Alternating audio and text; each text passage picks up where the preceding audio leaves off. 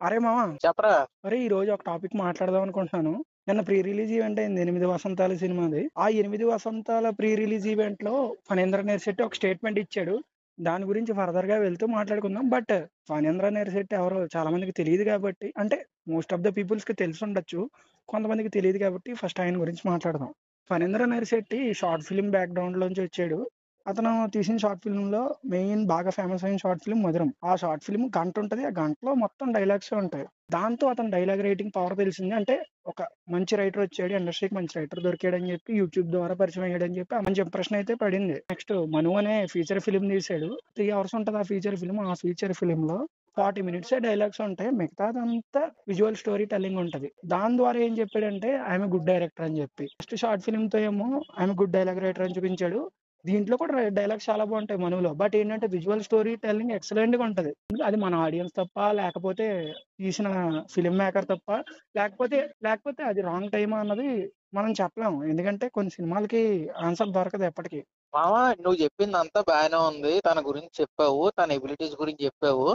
ఎన్ని ఉన్నా కూడా ఒక స్టేట్మెంట్ పాస్ చేసేసే ముందు కొంచెం ఆలోచించుకు మాట్లాడితే బాగుంటది.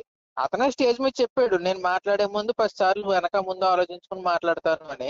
అలాంటి వ్యక్తి కమర్షియల్ సినిమా గురించి ఒక మాట అయితే వదిలేశాడు.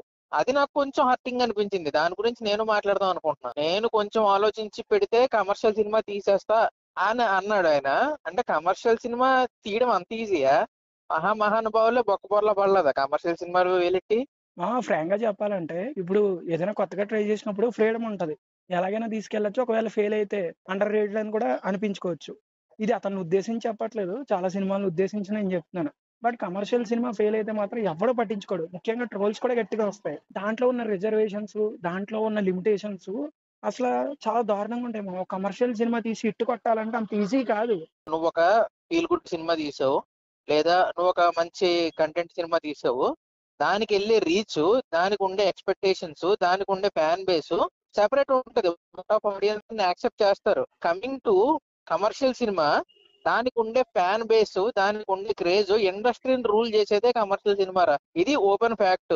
ఓకే, నేను ఒప్పుకుంటా. నువ్వు ఒక కమర్షియల్ సినిమా తీసి కొట్టు, ఆ తర్వాత అప్పుడు ఒప్పుకుంటా. ఇప్పుడు ఈయన కూడా తక్కువ నేను అంటల్లా. ఎందుకంటే తన సినిమాలు ఏవైతే చూసామో, నువ్వు చెప్పిన మధురం గానీ మను సినిమాలు చూస్తే తన ఎబిలిటీస్ ని, తనకంటూ ఒక స్టాండర్డ్ ఉందని తెలుసు మనకి. తనని కూడా నేనేం అంటల్లా, తనని కూడా నేనేం క్రిటిసైజ్ చేయట్లా, తనని కూడా నేనేమి ఒక మాట అనాలని, హ్యూమిలియేట్ చేయాలని నేనేం మాట్లాడట్లా. బట్ కమర్షియల్ సినిమాని కొంచెం తక్కువ చేసేసరికి నేను కొద్దిగా డిస్టర్బ్ అయ్యి ఇలాంటి మాటలు అయితే వస్తున్నాయి. ఒప్పుకుంటా, నువ్వు మంచి డైరెక్టర్ అవి, నీకు మంచి టేస్ట్ ఉంది, నువ్వు బాగా తీయగలవు. బట్ ఒక కమర్షియల్ సినిమా తీసేసి ఇలాంటి స్టేట్మెంట్లు పాస్ చేస్తే బాగుంటుందని నా అభిప్రాయం. అంతేరా. మాట్లాడేటప్పుడు మాత్రం నీ డైలాగ్ రైటింగ్ లో ఉన్న మెచ్యూరిటీ నీ మాటలో కూడా ఉండాలి. ఒక్క స్టేట్మెంట్ చాలు నీ మెచ్యూరిటీ లెవెల్స్ చెప్పడానికి. ఎందుకంటే ఇప్పుడు ఎవరైనా ఇన్ఫ్లుయెన్స్ నే గుర్తు పెట్టుకుంటారు.